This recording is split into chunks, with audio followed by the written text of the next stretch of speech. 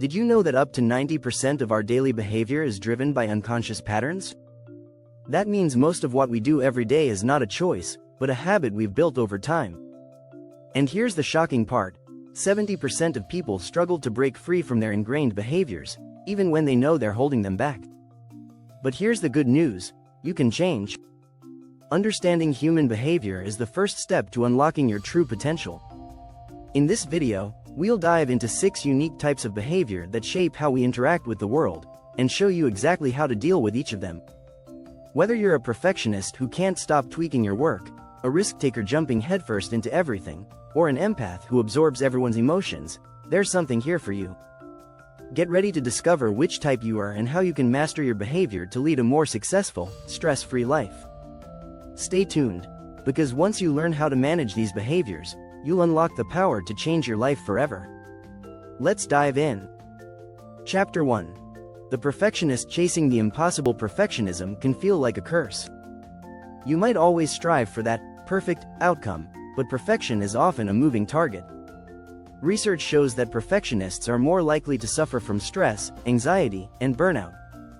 In fact, a study published in the Journal of Anxiety Disorders found that perfectionists have a higher chance of experiencing depression and anxiety.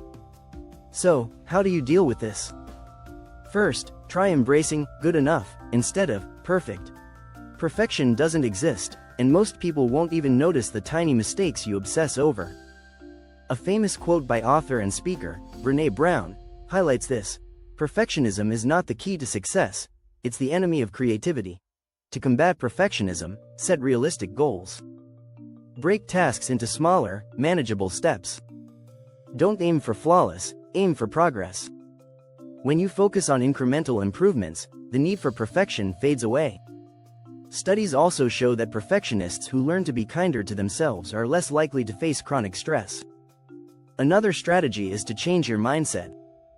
Instead of seeing mistakes as failures, view them as opportunities for growth. In fact, a study by the University of London revealed that students who focused on the process rather than perfection performed better in the long run. When you release the burden of perfection, you free up energy for real achievements. Finally, practice self-compassion. It's important to treat yourself the way you would treat a friend. Acknowledge your feelings of inadequacy, but don't let them control you. The more you practice self-compassion, the less perfectionism will rule your life. Chapter 2. The chameleon master of adaptation. Are you someone who shifts your personality depending on the group you're with? It can feel like a superpower, but it comes with its downsides. The chameleon thrives on blending in, but in doing so, they often lose sight of their true identity. This can create confusion, dissatisfaction, and a lack of purpose. One key strategy is to find a balance between adaptability and authenticity. It's possible to be flexible without losing yourself. A study from Harvard Business Review found that individuals who embrace authenticity while adapting to their environment are more successful in both personal and professional settings. To do this, start by identifying your core values. What really matters to you? These values should act as your compass when making decisions or adjusting your behavior. The more aligned you are with these values, the easier it will be to navigate different situations without feeling fake. Next, practice saying no. Chameleons tend to say yes to everything, often at the expense of their own needs. Learn to set boundaries and protect your energy. A study published in Psychological Science found that individuals who are good at setting boundaries report higher levels of well-being and lower levels of stress. Another strategy is to embrace self-reflection. Take time each day to ask yourself, did I act in a way that was true to myself today? Journaling can be a great tool for this. It helps you stay grounded and mindful of your actions. Lastly, don't be afraid to show vulnerability. Allowing yourself to be real with others can strengthen connections. According to Brené Brown, vulnerability is not winning or losing, it's having the courage to show up and be seen when we have no control over the outcome. Chapter 3. The overthinker trapped in the spiral. Overthinking is like being stuck in a maze with no exit. You keep going in circles, second-guessing yourself, and analyzing every decision. This constant mental loop can cause stress, indecision, and even paralysis. Studies show that 73% of people experience some form of overthinking, with over 50% of them saying it negatively impacts their quality of life. So, how can you break free from this cycle? Start by practicing mindfulness. Mindfulness helps quiet the mind and focus on the present moment. It's been proven to reduce anxiety and improve decision-making. A study from Psychology Today found that people who practice mindfulness are 27% more likely to make decisions quickly and confidently. Another useful tool is to limit your time for making decisions. Give yourself a deadline and stick to it. Research from Columbia Business School found that when people limit their decision-making time, they often make better choices and feel more satisfied with the outcome. Overthinking often arises when we give ourselves endless time to analyze options. If you're struggling with overthinking, it's essential to break the habit of second-guessing. A trick to do this is to ask yourself, what's the worst-case scenario? Often, the answer is not as bad as your mind leads you to believe. Once you realize the worst-case scenario isn't as scary, it becomes easier to move forward. Also, try focusing on action instead of thought. When you catch yourself overthinking, take one small step toward solving the problem. Research shows that taking action, even in tiny increments, can interrupt the spiral of overthinking. Action creates momentum, which leads to clarity. Finally, don't be afraid to seek support. Talk through your thoughts with someone you trust. Sometimes, just verbalizing your concerns helps you gain a new perspective. In fact, studies have shown that discussing problems with others can lower stress and provide clarity. Subscribe now for more tips on mastering your mindset and behavior. Don't miss the next chapters, where we tackle the risk-taker, avoider, and empath. Chapter 4. The risk-taker thrill of the unknown. Risk-takers live for the thrill of the unknown. They enjoy diving into new adventures, whether it's starting a business, traveling to uncharted places, or taking on a big challenge. While this enthusiasm can be exciting, it can also lead to poor decisions if they don't think things through. Studies show that risk-takers are more likely to experience high levels of stress and make impulsive choices that could harm their long-term goals. So, how do you deal with this behavior? The key is to channel that energy into calculated risks. Instead of jumping into every opportunity without consideration, take a step back and assess the situation. Research from the Journal of Behavioral Decision-Making suggests that those who take time to weigh risks are more likely to succeed in the long run. Start by setting clear goals. When you know what you want to achieve, it's easier to identify whether a risk is worth taking.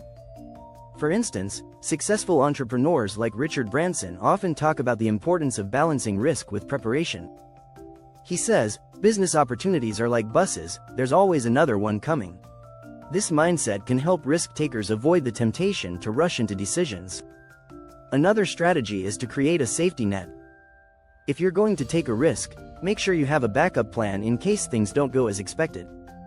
A study from the University of California found that people who have contingency plans feel more confident and are less likely to experience regret when taking risks.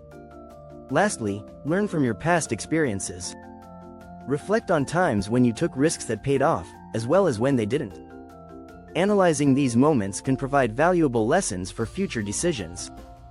It's about making smarter risks, not avoiding them entirely. Chapter 5. The avoider. The art of escaping conflict. Avoiders tend to steer clear of conflict and confrontation at all costs. Whether it's avoiding difficult conversations with a boss, a partner, or a friend, they often put others' needs before their own. While this can create short-term peace, it leads to long-term resentment and unspoken issues. Studies have shown that avoiding conflict can negatively impact mental health, with avoidant individuals experiencing higher levels of stress and anxiety. So, how do you deal with being an avoider? The first step is to recognize the importance of healthy conflict. Research from the Journal of Social and Personal Relationships found that couples who engage in constructive conflict have stronger relationships than those who avoid tough conversations. Conflict doesn't have to be a battle, it's an opportunity to strengthen relationships by expressing your true feelings. Start small by practicing low-stakes confrontations. Begin with minor issues where the stakes are lower, and gradually work your way up to more significant conflicts. This helps build your confidence and communication skills over time. A study published in Psychology Today found that people who confront small issues tend to feel more in control and less anxious about bigger challenges. Another strategy is to focus on assertiveness, not aggression. Assertiveness is about expressing your needs and boundaries clearly, without hurting others. According to psychologist Dr. Albert Ellis, the more you suppress your needs, the more you'll feel resentful. Learning to assert yourself can improve your relationships and reduce the stress of avoiding difficult situations. Finally, remind yourself that conflict is not the enemy. Healthy disagreement can lead to growth, better understanding, and respect. The next time you feel like avoiding a situation, take a deep breath and remember that your voice matters. Chapter 6. The empath overflowing with others' emotions. Empaths feel deeply for others. They can easily pick up on other people's emotions, sometimes to the point where it becomes overwhelming. While this deep empathy is a strength, it can leave empaths drained and unable to care for their own needs. According to a study from the American Journal of Psychiatry, empaths are at a higher risk of experiencing burnout, depression, and anxiety. So, how do you deal with being an empath? The first step is learning to protect your energy. Boundaries are key. It's essential to separate your emotions from those of others.